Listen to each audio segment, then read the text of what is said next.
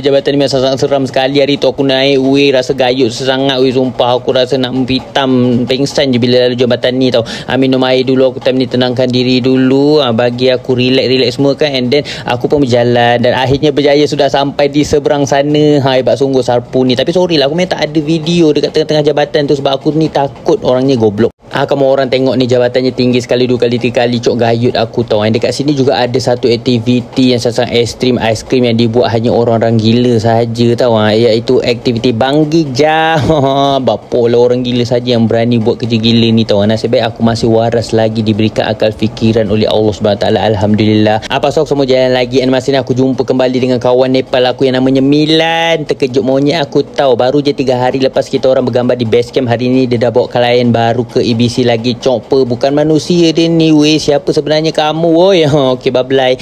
Serius aku mesti akan rindukan suasana di sini, cok. Selama aku lagi 13 hari di EBC ni kan, tenang je rasa hidup ni. Walaupun hari tu kan aku rasa sakit teruk, nyaris nak tenang selamanya, tapi it's okay, alhamdulillah masih hidup lagi. Itu pun dah kira okey dah. Lepas aku settle melalui 2 jabatan gantung kan, and then time ni aku dah mula start track memanjat pula, naik tangga-tangga batu bitubi yang banyak sangat, sampailah ke kerajaan Skypia di atas sana. Okey lah, penat sikit time ni, tapi tak apa, baru jumpa satu tangga ni aku masih boleh bersabar lagi. Sampai je ke atas ni, jumpa kembali aku pintu gerbang Saga Martapak. Memang kejap je lah nak sampai sini daripada Namje Bazar, dalam 2 jam gitu aku berjalan, tiba-tiba dah sampai. Dah terkejut mak berut. Kat sini aku check post kehadiran dulu and duduk rehat sebelum lanjutkan lagi perjalanan pulang di part yang seterusnya. Okey, jangan lupa untuk follow saya dan tengah-tengah semuanya sekali, bye-bye.